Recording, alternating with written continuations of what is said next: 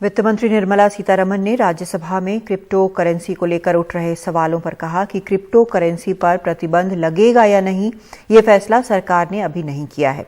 इस पर अंतिम फैसला स्टेक होल्डर्स के साथ सलाह मशवरे के बाद किया जाएगा।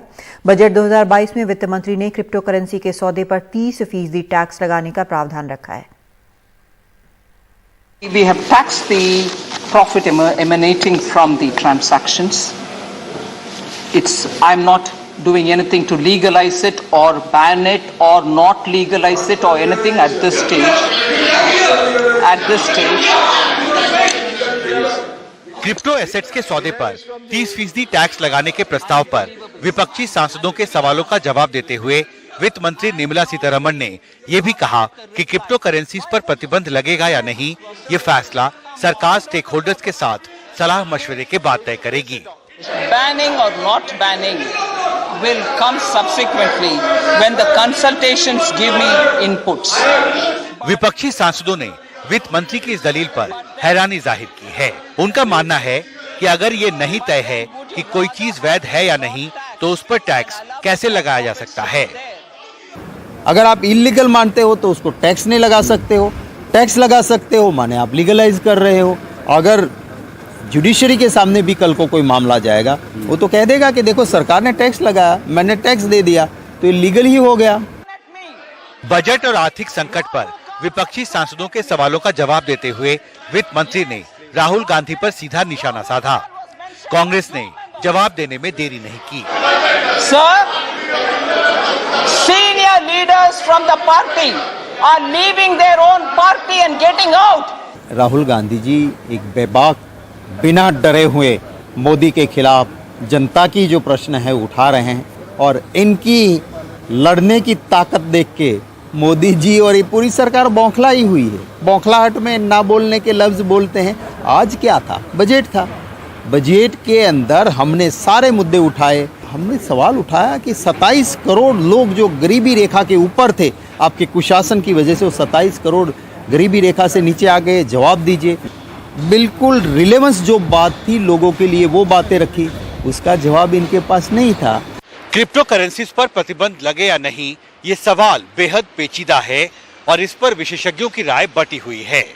वित्त मंत्री ने कहा है कि सरकार क्रिप्टो करेंसीज पर सभी स्टेक होल्डर्स के साथ सलाह मशवरा कर रही है। अब ये उम्मीद करनी चाहिए कि वो जल्दी ही इस पर अंतिम फैसला करेंगी। संसद भवन से हिमांशु शेखर, एनडीटीवी इंडिया। गुरुग्राम की चिंतल्स पैराडिसो सोसाइटी में गुरुवार को बड़ा हादसा हुआ। 12 मंजिल वाले डी टावर के 6ठे फ्लोर पर निर्माण कार्य चल रहा था, तभी अचानक डाइनिंग का 40 से 50 फुट स्क्वायर एरिया पहली मंजिल तक आ गिरा। इस हादसे में रेलवे के एक वरिष्ठ अधिकारी की पत्नी समेत 2 लोगों की मौत हो गई। अब सीबीआई जांच की मांग को लेकर यहां रहने वाले लोग धरने पर बैठे हैं। साहब, यहाँ पे एक बड़ा हादसा हुआ। कभी जो इसने सोचा भी होगा इस तरह का हादसा होगा यहाँ पे। क्या कहना है, क्या मांग कर रहे हैं आप? सर देखिए, जो हादसा हुआ सबको पता है। सर्कमस्टेंशियल एविडेंस बड़ा क्लियर है कि क्या हुआ क्या नहीं हुआ। फिर भी जो प्रशासन है सिर्फ लिप सेविंग कर रहा है, आकर बोलकर अच्छा जी करते हैं, कोई ऑन ग्राउंड कुछ काम, कोई रियलिटी नहीं है। रेस्क्यू ऑपरेशन हो रहा है लेकिन अभी भी उसमें एक डेड बॉडी सामने पड़ी दिख रही है। आप समझ सकते हैं कि जब से हादसा वो डेड बॉडी नहीं निकाल सके। हम एफआईआर दर्ज कराने गए, एफआईआर दर्ज नहीं हुई। जो बॉडी निकली उनकी फैमिली का कहा गया कि पोस्टमार्टम हो गया, आपको बॉडी मिलेगी, आप 2 लाइन एफआईआर की लिख कर दे दो। उनको अंडर प्रेशर लिखवा लिया गया, और जिसके फैमिली में जिसकी वाइफ की डेथ हो, क्या वो राइट फ्रेम ऑफ माइंड में होगा क्या लिख के दे रहा क्या नहीं लिख के, उसके आधार पर उन्होंने पहले ही डाइल्यूट कर दिया। जिन सेक्शंस के अंदर हुई एफआईआर उस सेक्शंस का कोई माने नहीं है। तो हमारा रिक्वेस्ट यही है कि वो जो एफआईआर हुई है वो ठीक उचित सेक्शंस में हो, looking into the violations which have been committed. NDRF की टीम, एसडीआरएफ की टीम, डिस्ट्रिक्ट एडमिनिस्ट्रेशन, एसडीएम, एडीसी साहब और एसडीटीपी एनफोर्समेंट, हमने जो है सबसे पहला हमारा क्राइटेरिया था कि जो बच रहे हैं उनको बचाया जाए।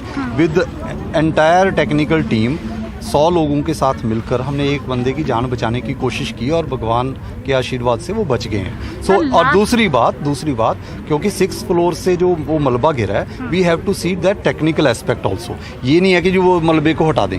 अब हमारी कोशिश ये है कि अगर वो एक डेड बॉडी भी है उसको सेफली कैसे निकाला जाए, चाहे उसमें 10 घंटे भी लगें। जो टेक्निकल टर्म्स हैं, कोई बंदा फ्री नहीं बैठा, हम लगे हुए हैं। तो ये नहीं है कि जी हम निकालना नहीं चाह रहे। It may take another 4-5 hours. Let me understand, NDRF team के साथ डिस्कस करके जो बेस्ट पॉसिबल हम कर रहे हैं। ऑलमोस्ट सेम इश्यूज है। हमारे बालकनी के प्लास्टर पूरे गिर रहे हैं, इवन बीम में से कंक्रीट भी गिर रहा है, रॉड से एक्सपोज हो रही है।